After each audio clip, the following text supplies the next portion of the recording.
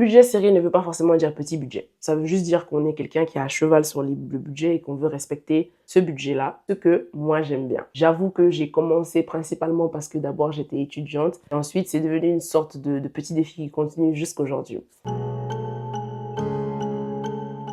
J'espère que tout se passe bien pour vous. Et aujourd'hui, on revient avec une vidéo où je vais vous donner 5 conseils pour voyager pas cher ou pour en tout cas payer moins cher vos voyages. C'est une question que je reçois énormément sur Instagram ou sur TikTok pour venir me demander est-ce que j'aurais des conseils pour faire tel pays à petit prix ou avec un plus petit budget, etc. Parce que si vous ne le savez pas, si vous êtes nouveau ici, je suis GM Journeys. Je partage des conseils pour voyager solo et voyager avec un petit budget ou un budget serré. Premier conseil que je donne tout le temps, c'est réserver les billets d'avion et les hôtels à l'avance. Pas de secret, les gars, ou les go. Moi, je réserve jusqu'à 6 mois ou 9 mois à l'avance. Oui, parce que peut-être que j'ai une grande visibilité sur ce que je prévois de faire. Évidemment, quand vous le faites sur de si grandes périodes, le conseil que j'aurais, c'est de réserver par exemple des chambres d'hôtel où vous pouvez avoir la possibilité d'annuler jusqu'à quasiment les dernières semaines ou les derniers jours avant votre voyage ou la veille même de votre arrivée. Pareil pour les billets d'avion. Réservez des billets d'avion flexibles que vous pourrez changer. Il y a certaines compagnies où les billets d'avion ne sont pas flexibles. Par contre, ça reste des billets d'avion pour peut-être 10, 15 euros, 30 euros, 40 euros de plus. Vous pourrez les modifier jusqu'à quasiment quelques heures avant le départ. Donc, c'est un conseil que je vous donne. Réservez les billets d'avion minimum 2 mois et demi, 3 mois avant votre voyage, voire même 6 mois avant. Si vous avez encore une fois la visibilité sur cette période. Si vous ne l'avez pas, je comprends. Essayez de faire au moins 1 mois et demi. Mon deuxième conseil serait de prendre des billets sans valise. Si tu sais que tu pars pour un voyage d'1 semaine, de 2 semaines, même de 1 mois, chacun a ses capacités à ce niveau-là, tu prends un billet où tu as seulement un petit trolley ou un petit sac de voyage. Et grâce à ça, tu peux en fait aller à moindre coût dans plein de destinations. Si on prend le cas de l'Europe par exemple, des compagnies comme Ryanair ou EasyJet te proposeront toujours des billets, ou même Air France maintenant, proposeront toujours des billets où il n'y a pas de bagages. Au lieu de payer par exemple 200 euros, tu paieras ton billet 100 euros ou 150 euros. Donc si tu sais que tu n'as vraiment pas besoin en fait d'autant de bagages que ça, voyage juste avec un seul bagage. Si une fois dans la destination, une fois arrivé à la destination, tu achètes des souvenirs ou des trucs que tu ne peux pas transporter dans cette petite valise-là, à ce moment-là, tu pourras rajouter une valise supplémentaire, mais seulement sur ton vol retour pour rentrer. Ça te revient moins cher que de mettre une valise supplémentaire sur le vol aller et sur le vol retour. Donc, c'est sans citer le fait, évidemment, que certaines de ces compagnies-là, comme Ryanair, EasyJet, Wizz Air en Europe, ou encore Pegasus, j'ai en tête Air Asia, plus du côté asiatique, sont des compagnies, en fait,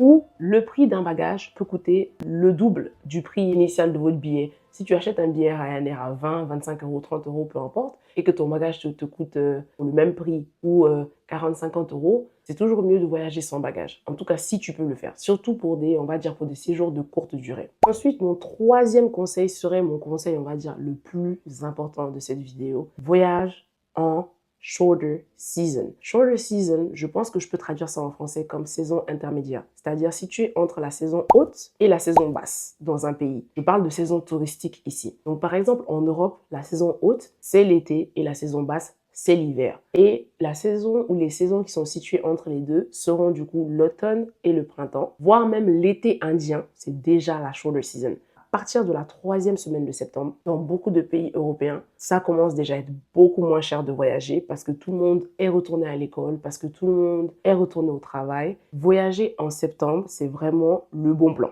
Vraiment, c'est un excellent plan. Septembre, octobre, c'est des très bonnes période pour voyager, surtout si vous évitez les vacances de fin octobre. Ça, je parle pour les gens qui vivent en France. C'est une très bonne période pour voyager. Je dirais pareil de mars, je dirais pareil de avril. Moi, je peux prendre un exemple sur un de mes voyages que j'ai fait. J'ai 2 exemples en tête. J'ai un, le Japon, où j'ai voyagé en shorter season, qui était le mois de juillet pour eux. Vous voyez, ça diffère de l'Europe. Au Japon, en juillet, c'est un peu la saison des pluies. Donc, il pleut quelquefois dans la journée, mais pas tellement. Grâce à ça, j'ai pu faire un voyage qui m'a coûté vraiment pas cher. Les hôtels étaient très abordables et étaient très bien placés. C'était toujours des hôtels au centre-ville, alors que si on voyage pendant la saison des cerisiers ou qu'on voyage pendant par exemple l'été, ça coûtera beaucoup plus cher. Deuxième exemple, je suis allée à Chypre pendant, encore une fois, la saison basse. Je suis allée à Chypre au mois d'avril. C'est très chaud par rapport au reste du continent européen. Et je suis allée vraiment pour pas du tout cher. Les hôtels ne coûtaient encore une fois pas grand-chose. La nourriture ne coûte rien. Et honnêtement, que demande le peuple? Donc, voyager en saison intermédiaire, en shorter season. Vous pouvez trouver les informations pour chaque pays sur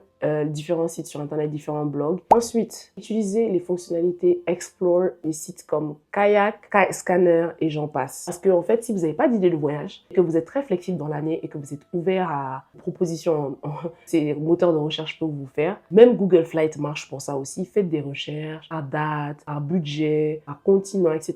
Et par exemple, moi, j'aime beaucoup Kayak parce qu'on peut avoir la carte du monde, zoomer, dézoomer, aller de tel continent à tel continent, regarder, changer la période.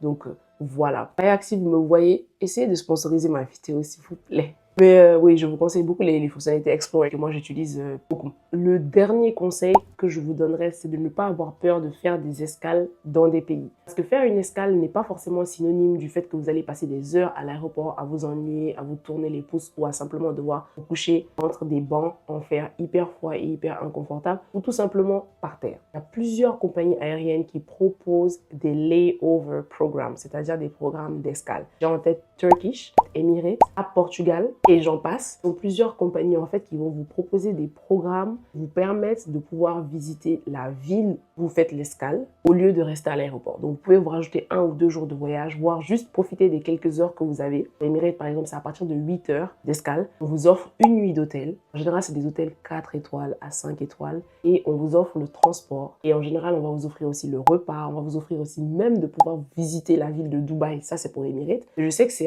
à peu près le même cas avec Turkish pour Istanbul. Et vraiment, le fait de faire une escale comme une opportunité aussi de découvrir une destination qui n'était pas initialement dans votre plan ou de la redécouvrir tout simplement gratuitement et de profiter de bons repas et d'un hôtel grâce au billet d'avion que vous avez déjà payé à la sueur de votre front. Enfin, le dernier conseil, celui-ci, je le mets en bonus parce que le fait que ce conseil marche ou pas, ça va vraiment dépendre de pas mal de facteurs. Ce conseil, c'est d'utiliser un VPN pour vous localiser dans un pays où les coûts de la vie sont moins élevés que dans le pays où vous vivez pour acheter votre billet d'avion. Moi, je l'ai déjà fait plusieurs fois et ça marche. Le deuxième conseil bonus, c'est parfois d'essayer de payer dans une autre monnaie que sa monnaie. Donc, moi, j'ai en tête une fois où je devais acheter un billet sur Mauritanie Airlines et au lieu d'acheter le billet en euros, j'ai acheté le billet en francs mauritaniens. Je ne connais pas exactement le nom de la monnaie. Ça m'a permis en fait de économiser, je pense à l'époque, 70 euros ou quelque chose comme ça. J'ai économisé vraiment une forte somme en payant dans leur monnaie locale.